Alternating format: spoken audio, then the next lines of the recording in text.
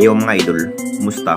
Mandrake mga sports, sabi nga pala, ating pag-usapan, Gilas Pilipinas, bagong wipon ni Coach Tim at Justin Brownlee, may pangako sa lahat. Pero bago na nga yan, kung bago pa lang sa aking channel, huwag mong kalimutan mag-subscribe at i-click ang notification bell para like kang updated sa ating dito sa upload pa natin. Pero ating talakayin, una natin pag-usapan, so bukas na rin ang magaganap na laban ng ating national team ng Gilas Pilipinas sa FIBA Olympic mga idol. Mas grabe nga ang magiging laban ng Gilas dahil isang araw, dalawang laban, una ang Georgia at Latvia mga idol. Masasabing kinakailangan pa rin ni Coach Tim na magandang gameplay para sa triangle offense mga idol sa buong Gilas Pilipinas magdadala sa opensiba sa magiging laban. Sa naging tune-up game nga ng ating national team laban nga sa Poland at Turkey mga idol, mas hindi pa rin nagugustuhan sa bawat laro ng Gilas Pilipinas kung bakit natalo nga sa naging laban sa tune-up game mga idol. Masasabing dito na rin ilalabas ni Coach Tim ang kanyang bagong alas na si Kevin Giambao mga idol. Alam naman nating lahat kung bakit madalas na ibangko nga ang nasabing player na si Kevin Giambao mga idol sa naging tune-up game. Dahil hindi pa rin kabisado sa bawat role ni Kevin Giambao, ngayong araw na rin binibigyan ni Coach Tim ang panibagong big role sa bawat player dahil hindi pa rin basta-basta ang makakasagupa ng Gilas Pilipinas sa FIBA o QT mga idol dahil may NBA caliber pa rin ang kanilang makakaharap sa isang bansa.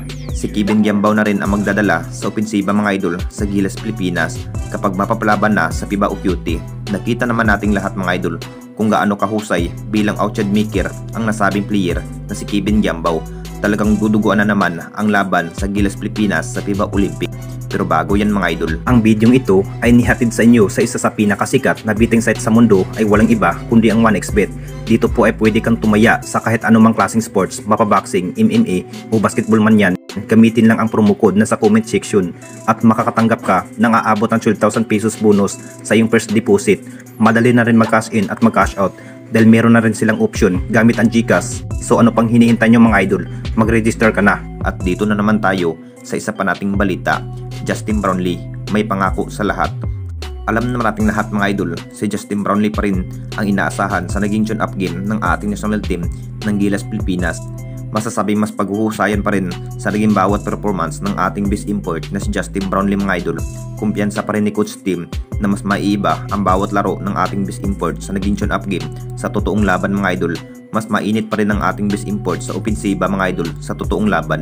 Hinahanda pa rin ni Justin Brownlee ang kanyang lakas dahil isang araw, dalawang laban nga ang makakarap sa Olympic tournament mga idol. Ito na nga ba ang exciting laban ng ating national team na may pangako pa rin ng ating best import na si Justin Brownlee.